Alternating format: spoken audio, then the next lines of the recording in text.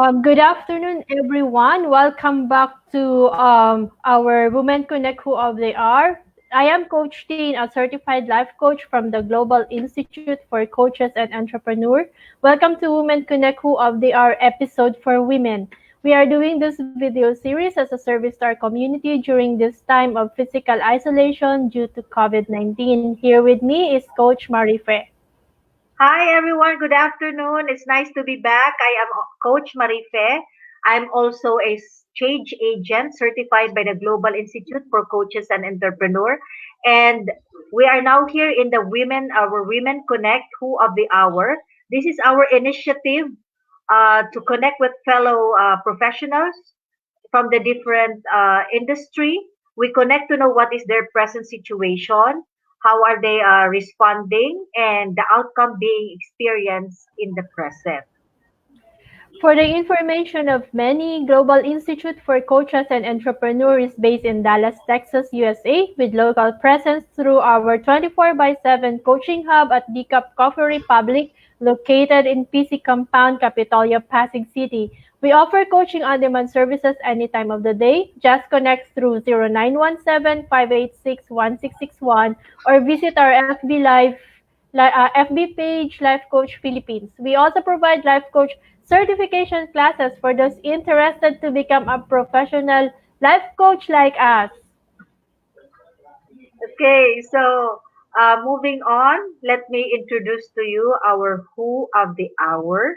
Okay, it's been a while since I've seen her, Coach Tin. Sa Facebook lang kami nagko-connect eh. So I would like to, but somebody who has helped me spiritually.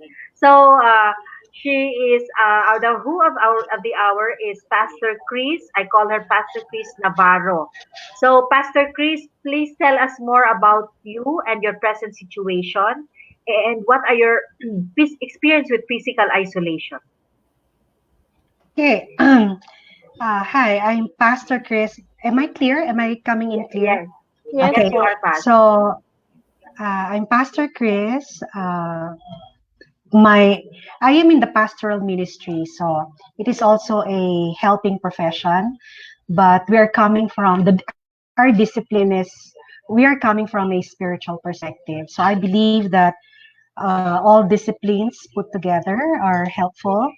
So we are contributing from, again, as we come from a spiritual perspective. Uh, so I have 30 years of pastoral experience, and I've seen a lot of situations already. Being heavily involved with the life issues of our members, and I am also connected to several organizations, of which, again, I have so many face-to-face interactions. So uh, the decades that I have been dealing with people, situations, problems, ha- uh, it has really prepared me for such a time as this. As we know that we have never seen anything in this magnitude, but still it unfaces me. Not that I am very strong, but I think uh, for every problem there is a solution. So in a geographical sense, I am located in Hello, Pas. Oh, medyo nawala ka po. Nawala na naghang. Okay, so uh, this I hope she can find her a better. I hope the A signal will. better location nga, no? Yeah, Medyo Asan ba she's siya, already. coach? I'm not really ano kung saan siya yung kanyang residence. Ah, Uh, pero wala siya sa Tacloban ngayon. no, she's in Manila. She's in Ah, Manila. siya sa Manila. Yeah. Ah, So kaya pala nandun sabi siya sa. niya kanina medyo malapit daw siya. Kaso hindi ko Ah, masyadong naintindihan yung sinabi niya kasi nag-lag siya eh. ah. Ano na lang ulit natin siya, pag-login siguro ulit natin. Sige, siguro. Well, Pa-message I'll ako, just, coach. uh, Ayan, pa-message na lang na mag-login ulit siya. So, matagal niya na palang ginagawa yun. yung pastoral. Ah,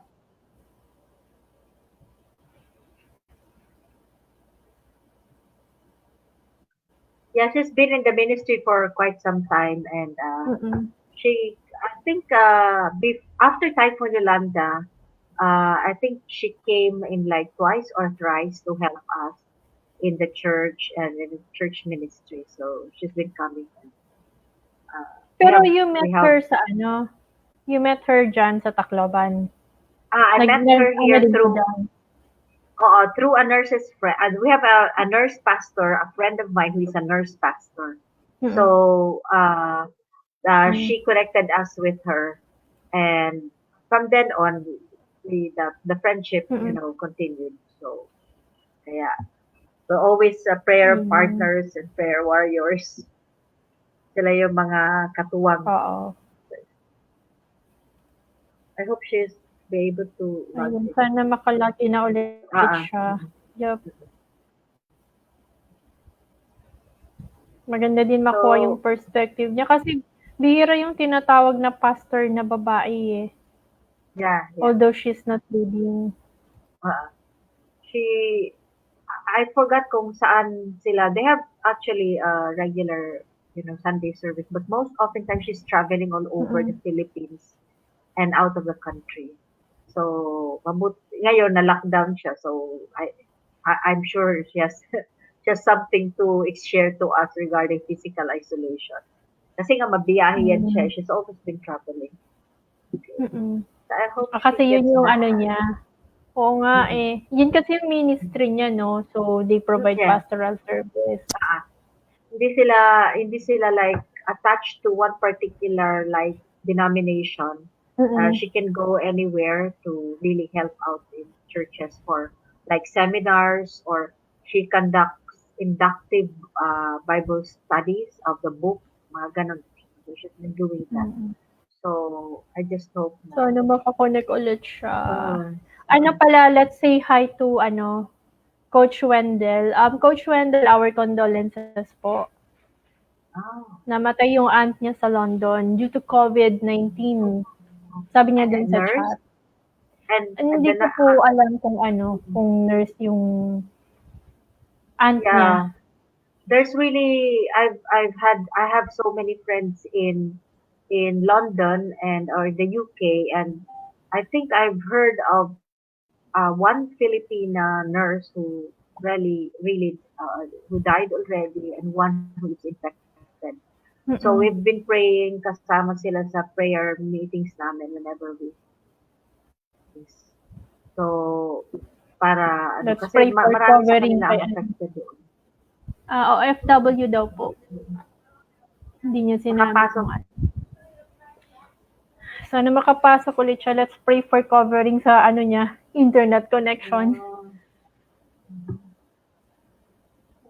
I think the internet has really been, it's really everybody's in the net now. So, Baka kasi madami din gumagamit sa kanila eh. mm. Ikaw, Coach, kamusta na yung sitwasyon niyo dyan sa Tacloban? Well, it's really getting better here. We have zero. Ang aming namang we had 4 positive, pero uh, 2 has been discharged and the 2 is admitted, but they're not from Tacloban. They're from Samar. They're brought to Tacloban because we have the regional medical center here. Mm-mm. But it's getting better.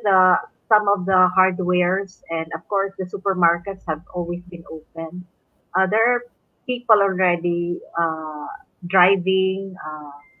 Hindi na siya masyadong, how do you call it, quiet. But what I'm happy because everybody seems to be wearing the mask. So I think this will still be, yun nga, sabi nga nila, this will be the new normal until such time where we discover the vaccine for the virus. Yeah.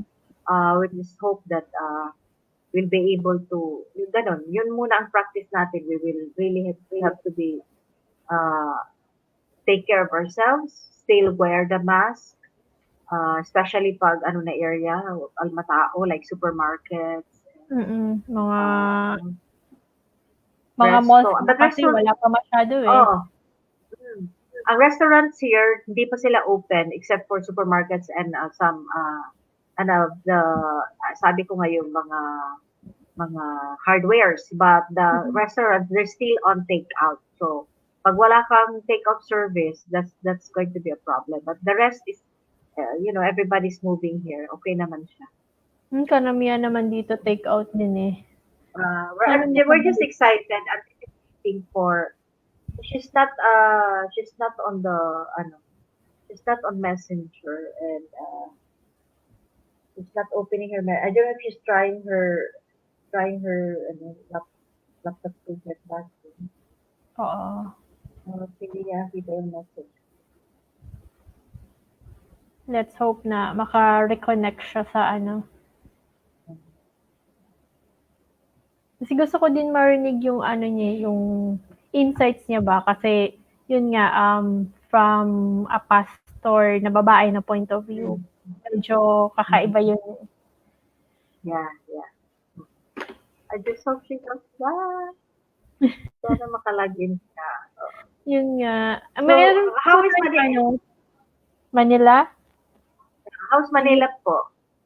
Ano naman siya, well, sa area namin, hindi naman ganun kahigpit.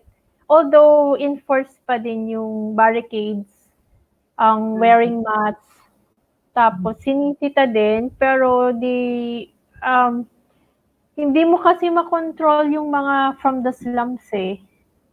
Talagang lumalabas pa din. Well, you can't blame them naman. It's more of finding food for themselves. Kung wala na talaga, Agree. hindi kayang Agree. ng government, 'di ba? Yes. Maibigay lahat.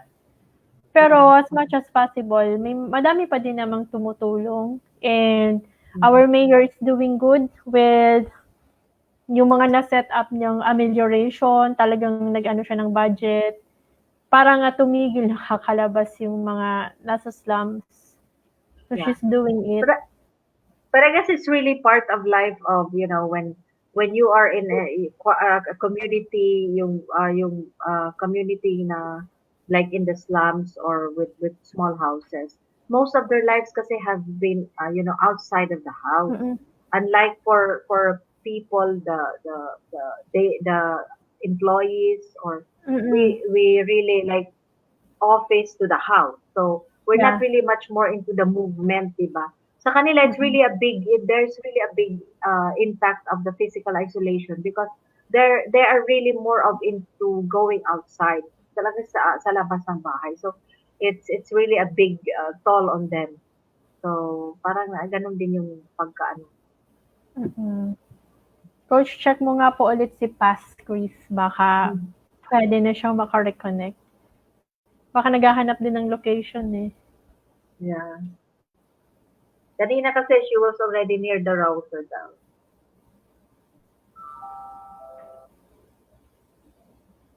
I hope she goes back in. May number ka ba niya? Maybe we can call to check.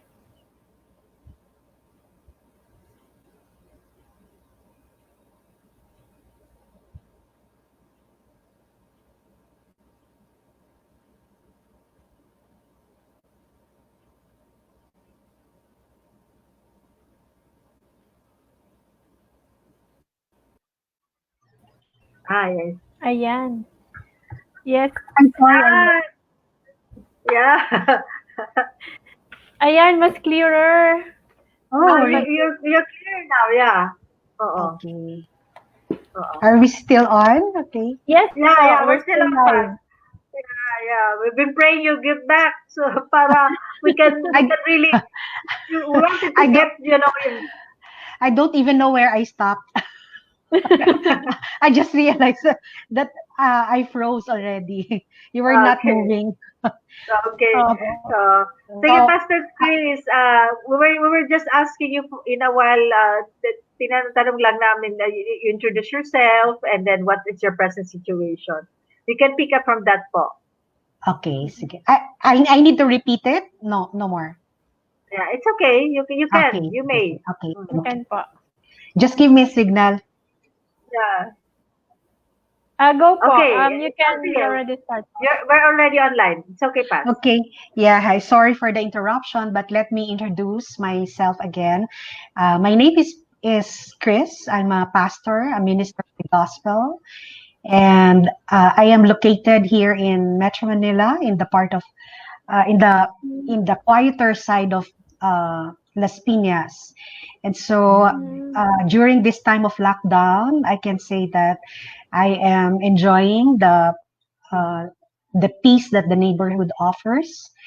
And if I'll describe my environment, well, people here are uh, are obeying what the government has set as rules. So including activities in banks, in the groceries, even in other open uh, open establishments such as remittance centers, pharmacies. So uh, physical environment wise, I I have not encountered any problem. Plus, we don't have public transportation inside the village, so more or less we have a controlled situation inside. But beyond beyond our neighborhood, I know that there's there's chaos outside. Right outside my village,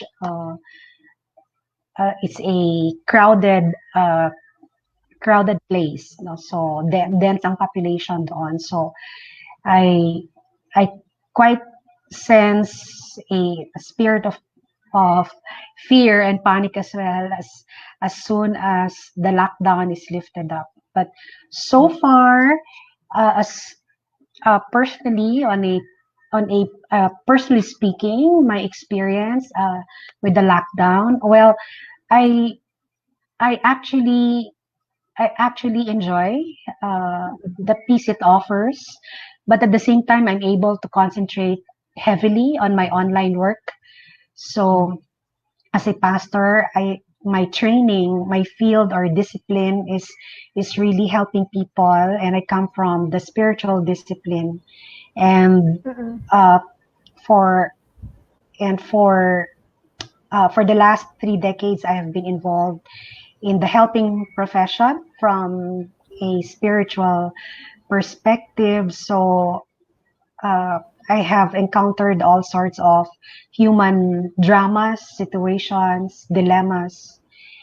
But of course, no one is was prepared to face a crisis in this magnitude. Nonetheless, we have already the training uh, and inner strength to to face problems such as this. So I am in a better position to help others far as encouraging, mm, supporting is concerned. And I have three.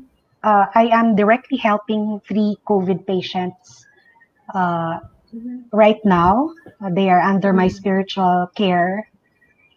Uh, on top of the medical frontliners who are members of our network, friends, relatives who are also coming to us for help. So I've never been busier than Yeah. this lockdown, though the physical movement has really been limited, and mm, I'm quite spared from the hustle of the traffic here in Metro Manila. But I am busy until people can disturb you anytime, and you permit them because times are extraordinary, and it this is my way of helping, at least from giving people spiritual and emotional strength.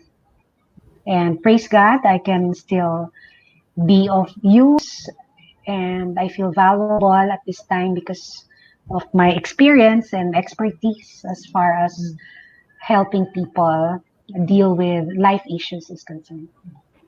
Yes. Okay. ayun.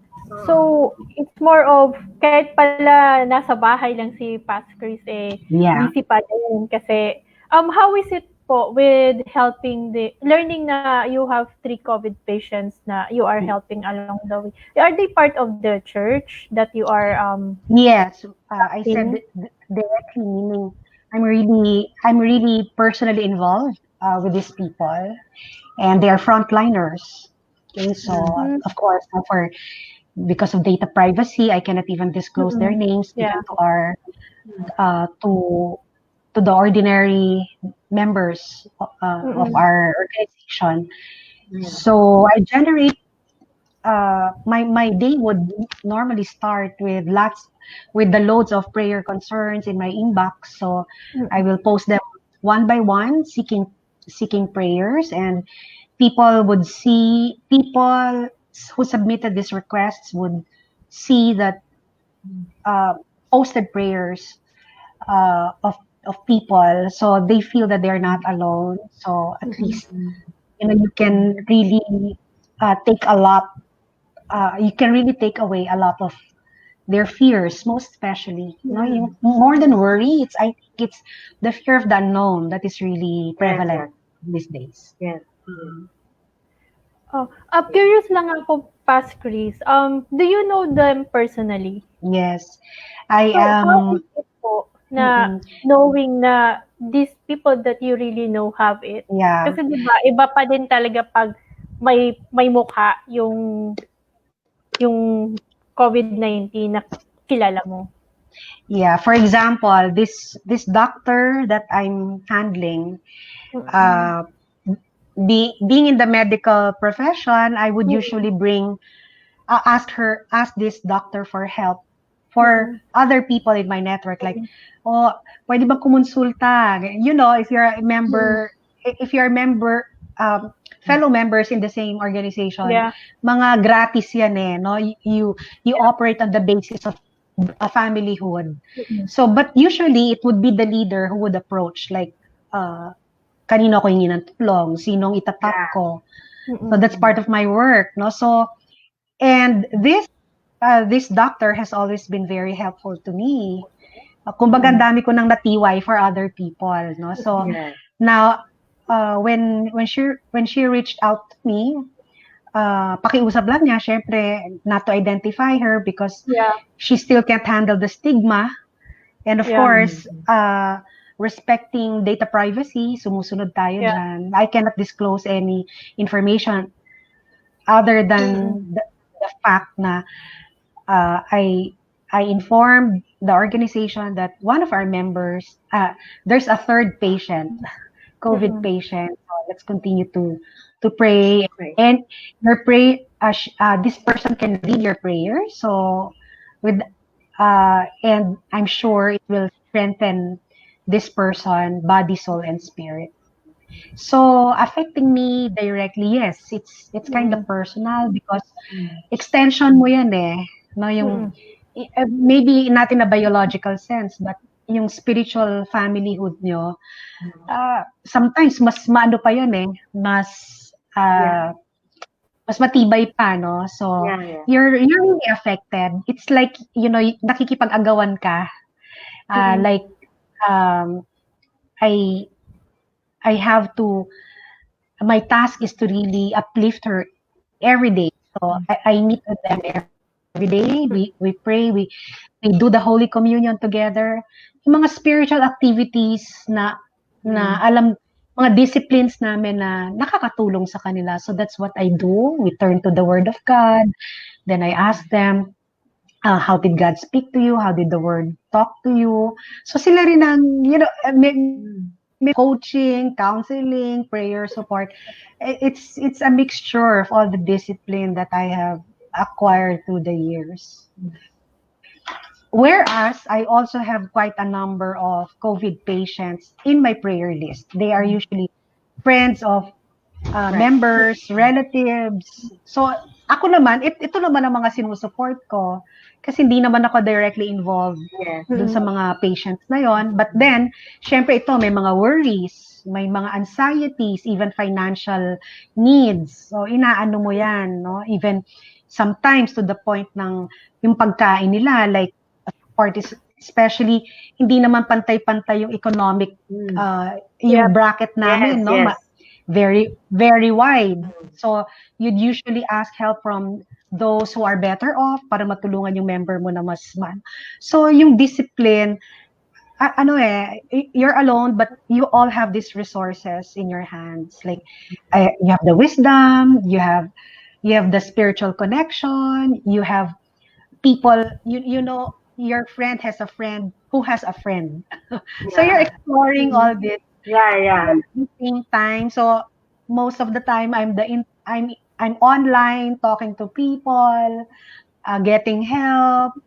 So who could help? So of course hindi mo titigilan 'yon because it's your conscience will not afford you na alam mo 'yon, yung someone is in distress and you know you have the power To to help. help that person.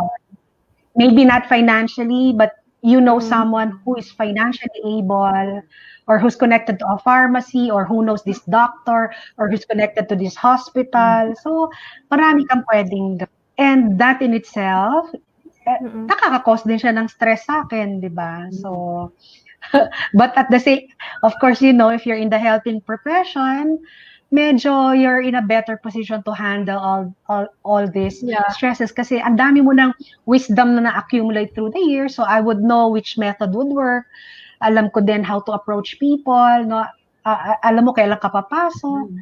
So, alam mo kung kailan ka lalabas, magdi-distance ka. So, it's really it's a lot of things are playing in my mind all at the same time, but on top of it wisdom has to be first, no? Kailangan every move that I make has to be guided by by profound wisdom, no? I don't also want to get involved in things na lalong lalala um or masyadong umasa sa akin. Ang dami mo, you know that if you're coaches. So, Mm-hmm. you know, naalalay ka lang. But at the same time, I know din na hindi na niya kaya. So, I'll come into the picture as mag, I will have to transition myself into a direct helper or ako na yung tao na mag-intervene. So, I play so many roles na, but at the end of the day, you realize na you are you are very valuable and you're doing your part and you have been prepared for such a time as this and you cannot discount the years of exposure experience in people handling, no? And you can just say wow Lord, thank you that uh, I, I I am armed, I am equipped to handle such situations. Of course, recognizing my own limitations. I don't know everything. I can't handle everything. So alam ko din yung threshold ko. No? So hindi rin naman ako nagpapastress dahil kung alam ko hindi ko kaya, hindi ko kaya. Yun na yung mga God-sized prayer concerns. Na, alam ko nang sabihin na I don't know the answers. I don't know how I can't help you. I'm also limited. But we have a we have someone who is greater and bigger than our problems. And kaya nga sabi ko, ang additional layer lang sa akin, it's just because when nothing works, we know it is in our faith, we know someone can work it out. Na, kumbaga meron ka pa talagang at the end of the rope, Meron pa. malayo pa pwede mong takbuhan. May sasalo pa Yeah, sa'yo. yes. But of course, that is miracle walk already. Kumbaga, lahat ng mga hopeless, lahat ng mga, you know, yung malala na, naka-intubate na, nasa ICU na, hindi na nagigising, yung mga ganong Coach Marife would know that. Nakikipag-agawan ka talaga. So it's not just, wala ka sa front line na nag-administer ng mga medicines, but you are really pleading, no? Yung unang-una yung support mo emotionally sa family, tapos they turn to you for spiritual support na umaasa sila sa prayers mo. So you know also na kailan ka papasok, hanggang saan din ng kanilang plan. Because we need to also recognize that this is beyond human strength. And of course, no, in coaching, we try to explore na talagang gagamitin ng tao sa sarili niyang wisdom, sarili niyang strength. But just like in this situation, nagsama-sama pa yung mga gobyerno, hindi pa, so it's really time to acknowledge that this is really greater than us, and we need to turn to someone who is Mm-mm. more able. And of course, I'm referring to God. Yeah. Yeah, that's Um, very true, no, Coach Tin, no, because mm-mm. I remember yung ang kwento ni Pastor Chris, no. 2 weeks ago, I had a call from a pastor who referred a pastor kasi yung anak intubated, a 2 days old baby. But I Wow. was already limited because I'm no longer a practicing nurse. So I just Mm-mm. tried to call people, and then and it takes a toll. It takes a toll on you because you Yeah. really wanted to do something. You want to make Yep. a difference. You want to help. Mm, But you are so limited, lalo na dito. Like, when you talk about ventilators para sa newborn, it's like a Mm-mm. few hospital will have it because it costs millions. And it's not Yep. even an earning. If you make it as a business, it's not earning because eventually when there's a high percentage of death when you're in the ventilator than when you're not. So, ang hirap talaga. So, kailangan talaga until nag-rejoice na lang ako when somebody, a friend of a friend, found a way. But at Mm-mm. the end of the day, after 2 days, because I know already, I had it in my heart, difficult for a 2 month, 2 days old baby to really survive. So when I heard the news, 2 days after that, the baby didn't make it. It make me feel sad. But at the end of the day, sabi ko, God is still sovereign in all these things. So siya pa rin ang masusunod. Kasi whatever effort you right. do, at the end of the That's day, it. it's still God who makes the decision. Yeah. Right. So I can relate to that, no? Yeah. I think it Yes. comes to the profound wisdom that Pastora Chris has shared. Kasi nga, although we are limited, pero we still have the power to help. So, kahit anong pwedeng gawin, pwede pa din tayo talagang tumulong, pwedeng tumawag ng iba. Kaya lang, at the end of the day, that wisdom is to leave it up to Him, kasi siya yung Mm. may final say doon because there are things that we really can't control. I just wanna acknowledge po yung mga naka-online po ngayon watching Comment. Pastora Chris. We have Hannah Veron Agustin, Pretty Pastora Criscelyn Navarro daw po. And Uh, Coach Ed Kimuel, sabi niya po, hello Pastora Chris watching from Cainta. And we also have Pastor Coach A, hello po. Thank you for sharing your heart, Pastor Chris, sending prayer of protection to you and your family and tribe. Yan po.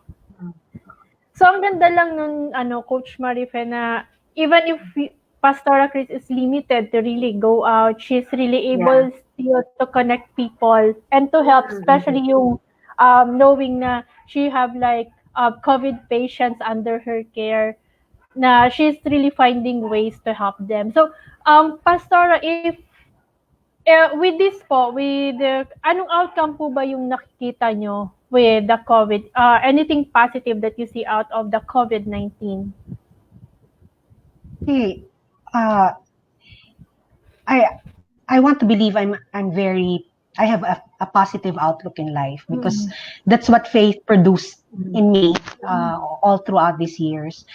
Uh, and I'd like to approach it from a bigger picture perspective that Mm. these are not this is not just about uh, people intermingling. I think God is intermingling with us Yeah. Mm. already. No? So I don't want to be so religious about this because, I'd Mm. like to be sensitive also to people from other religious backgrounds. But Mm. I think the common denominator is we believe that the Almighty God, the creator of heaven and earth, is really Mm. sending a message. And I think we are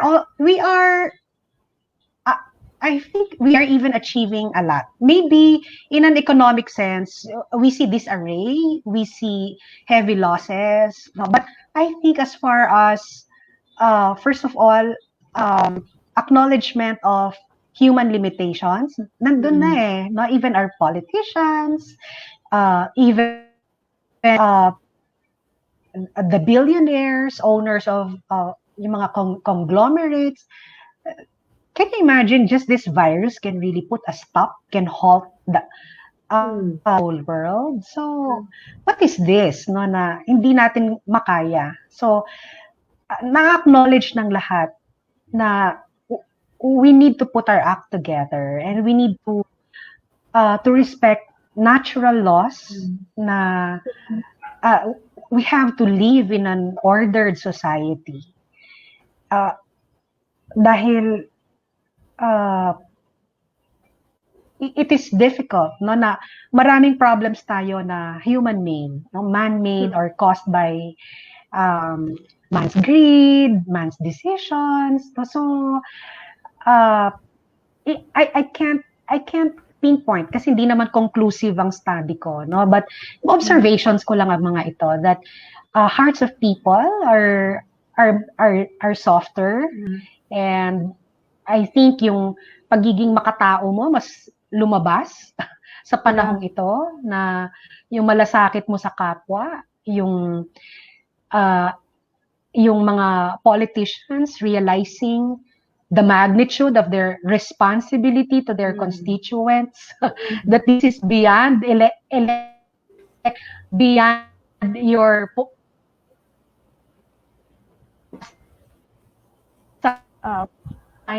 posts, no? So, of these people, you have to look after their welfare. So, I think God is achieving something that is not seen.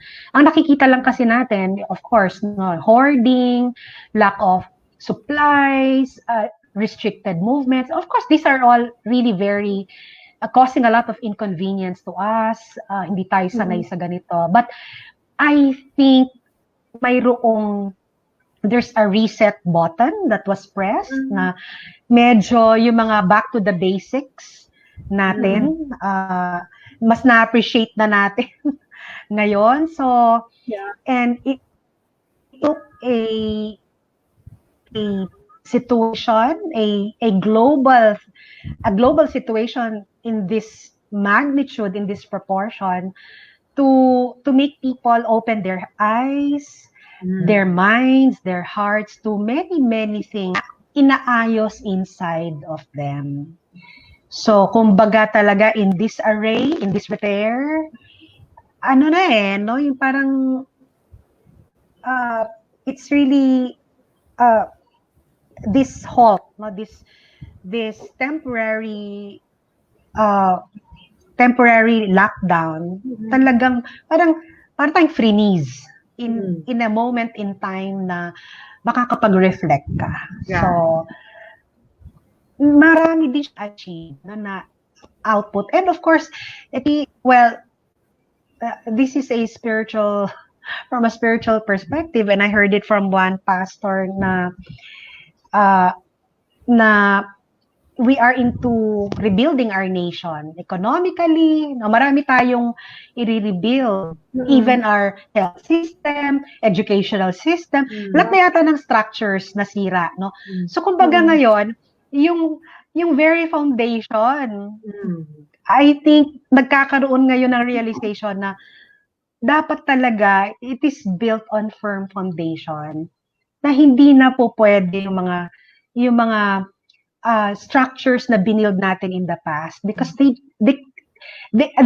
failed to handle a situation like this. I can't blame, because even more advanced countries such as Italy, no, sa atin, Spain, can you imagine na hindi talaga nila alam. This is something unknown. It is an uncharted territory. No one can boast. Equalizer siya talaga, no? And all sectors, ang mga, although medical people are frontliners, but we need the police force, we need the tacticians, yung mga may skills in contact tracing. Halo-halo na discipline. It's a collab effort. Yes. From all sectors. Diba? So, nakikita natin na ngayon lang nagkakaganyan. So, I believe mas marami yung naayos kesa sa nasira. I want to put it that way. Yep. From a personal opinion. Yeah. Well, technically, sa lahat naman po ng mga na-interview namin, nakausap namin, it really points out to something na tama ka nga po, all the structures were destroyed, and parang kailangan nga po talagang i-reformat yung mga foundation, kung ano yung pinaguhugutan dati, hindi na siya pwede ngayon. And we can see a lot of healing din during the COVID-19. And going back to, hindi po sa pagiging spiritual, but we could see a lot calling out to God. So alam mo yung, we were somehow unified to call on to the God that we know. Whatever religion they have, parang bumalik po tayo. Kasi po ngayon parang ang nangyayari dati, parang nagiging obligation na lang ang going to church and praying. Pero this time, it's more of praying with the heart. Yun yung parang Heartfelt naging talaga. Di ba, Coach? In my prayer times with people, so far, like, I have conducted like perhaps close to 150 families and groups. No, like, I reach out to about 10 groups a day and gather them for 30 minutes. So, ang lagi kong sinasabi, eto na lahat yung pinag-aralan natin. Kasi mahirap yung theory lang eh. Yeah. So sabi ko, let's put it to work. And it's gonna work. It will surprise you. It's gonna work. At lahat ng theory, preparation season natin yon. But now, it's really time.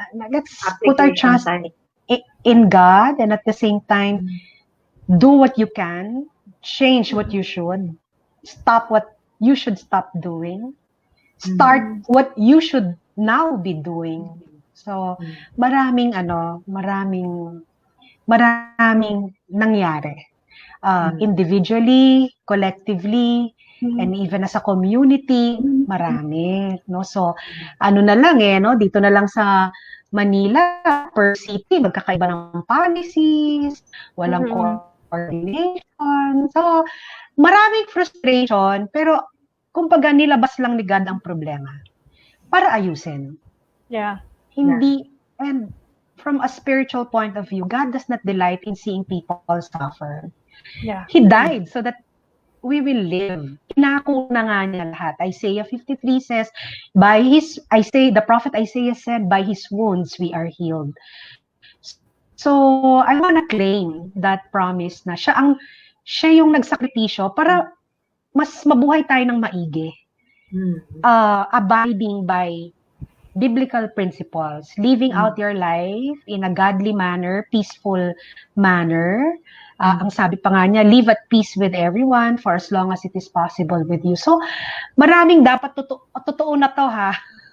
Totoo na sa medical sector, totoo na sa DepEd, totoo na sa military force, totoo na sa mga LGUs. So, hindi na nagbibiro yung panahon. So, and similar, and I won't be surprised if similar situations will occur in the future. No, we are in the age of chemical warfare, all these conspiracy theories. Of course, no, you take them with grain of salt, but at the same time, you don't dismiss them. Yeah. So, and reconciling them with the biblical prophecies, parang it now starts to make sense. Yeah. So, maganda lang na nilabas lang ang problemang ito so that mapaghandaan natin ang mga future situations that would call for a unified decision, concerted efforts of the public. So, malasakit mo sa gobyerno, your obedience as a citizen of this land, you have your part. No? So, ngayon na lang, di ba, ang dami sa Metro Manila, mga pasaway talaga. No? So, maraming discipline measures na kailangang ma-instill. Mauna na sa taas. No? Kita natin lahat from top to bottom, dinaanan talaga. So, no one was spared, rich and poor, educated and uneducated, male or female, young and old. So, lahat tayo, damay-damay dito. We all have everything to learn, including churches, including pastors. Lahat yan may mensahe sa atin. Yeah, and we only have one world, as they say, and we only have one nation. So if we won't love it, if we won't take care of it, so it will be to our detriment, to our mishap, Yeah. danger we Mm. are courting. So I pray at I believe maraming natauhan, uh, maraming wala ding pakialam, apathy. Yan naman ang sinusolusyonan natin. Yeah. Pero we're getting there, and from a third world nation, I think quite I'm impressed. No? I mean, for a third world nation, nakaka-impress them. You know how people in the high places are moving, Yes, yes. from our Mm, politicians Yeah. to the business sector. sector, how they are also supporting. Mm. Siyempre, mga profit conscious sa mga yan. Now, it's time of generosity. They're really Yeah. giving back to the community. Para bang nagkaroon Mm. ng social Mm. responsibility talaga. Yeah. So, Yeah. Yeah. in the final analysis of things, I would like to quantify no na ah, madami din tayong na-achieve uh, Mm. intangibly, uh, para tayong pinag-umpisa ulit sa umpisa. And I think that's how to do it. We have to start over again. Yeah. That's nice, Yun. no? That's a good input from Pastor Chris, no? Seeing those insights of Mm, what's happening. We're really being, this COVID crisis and equalizer bringing us all back to really reflect on what we have been doing and then Yep. really starting all over. Di ba, Coach Tim? Yep. Ang bringing people back to being humane. Kasi Mm. even the politicians are yung mga natatauhan na sila na hindi lang talaga it's all about power and money. It's really more about the life that Service. they have as well. Yeah. That's and service for Talagang, din. So, and for the and for the first time, I think uh, ngayon nila na-realize yung scope ng responsibilities yeah. nila. yeah. And in the same manner, yung mga voting community, binoto ko ba yan? Oo, Para bang na-realize all nila of a yun. sudden, upgrade yung kanilang consciousness, awareness na sino iboboto ko sa next election. Para bang Yeah. nagkaroon din talaga ng awareness na who are we really putting in office to govern Mm. us, to 'di ba? So talagang in situations like this, ang daming, your heart will really break for the hindi na nga yung poorest of the poor kahit yung ordinary Mm. poor. In fact, I heard one economist, ang sabi niya, there are new poor. Yung mga dating middle class na nawalan ng trabaho, poor na sila ngayon, Mm. wala na silang monthly income, right? So, Yeah. Yeah. maraming shiftings, maraming changes, but andyan na yan. We really need to seek solutions. Uh, More on a cooperative uh, a mindset dapat, no? So, just like myself, no, on my part, I've stopped putting blame kasi ganito, kasi sinaganyan. Kasi dapat yung ganito, no? So, I think Yeah. it will not help Yeah. really, Yeah. no? And while I cannot really help on a grand scale, Yep. in your own little part, like I have a Mm. community that I can Mm. influencer ako Mm. sa community ko, no? So at least in my little part that God entrusted to me, I must do my part. I must Yeah. rise to the occasion na, and Yeah. really uh God entrusted that influence to you, Mm. yung persuasion mo, kaya mo mag-change Mm. ng mindset. You can really affect others with Mm. uh, how you think, what you share. So do your part, and Yes. collective effort naman 'yon. Hindi naman ibibigay ni Lord sa yung buong mundo, no? So Yeah. we're not Yeah. superheroes. We are all supposed to do our little part. That's our Mm. Yep. design.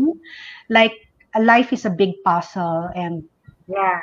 we are holding one little piece of the life puzzle. So Mm. you're as important as anyone else. So do your part. Yeah. Ayun. Thank you so much Yeah. po, Pastora Chris. And we Yes. really appreciate your insights. Ang daming po Yes. naming natutunan. Especially the part na you said, use profound wisdom as well. You are armed, you are equipped, but know your threshold. And at the end of the day, God did not give you that power if you are not going to use it to help others, to bring back Yes. Yes. humanity, to Mm. impact someone's life, to change their mindset, to be an influence. So yun, thank you so much for all the Yes. insights that we got today. Yeah. Thank you, So Paz. I'm um more so thankful. yeah, and before we end po, we do pray that God will grant us the grace to continue and Mm. really help us uh give us the healing of relationships, the healing of COVID-19, for those who are sick currently, that they may all recover, and to stop the distance and isolation for many. So, before that po, Coach Marife will also teach you how to do the love bomb boom. Okay, but we don't actually say goodbye on the way that other people say it. So the virus has spread, so we want to spread love. So we do it this Wow, way. that's You form awesome. a love. Sige, Pas. Kaya Wait a mo yung minute. kamay. Yeah, yeah, Ah, yeah. Aanin ko lang yung computer. Okay, yeah. Love? okay, Okay. love, bam, boom. So pasabugin natin yung love. Love, Ah, love bomb. bam, Love boom. bomb. Yes, Wow. it's a bang po. Love Okay, bomb. Bang. love, bam, boom. Love bomb. Boom. Okay, say Yes. all. Okay. So Wow. all together, pass. One more time. One more time. Okay. Love, Love bam, bomb. boom. Boom. Yun. Boom. Yun. Wow. Thank you Thank you so Thank so much, you for much Pat. po, sharing Coach that. Thank you So, so much, super Pastora Vanessa, for love. the Chris. time. Wala tayong picture. Wait Pwede lang. po,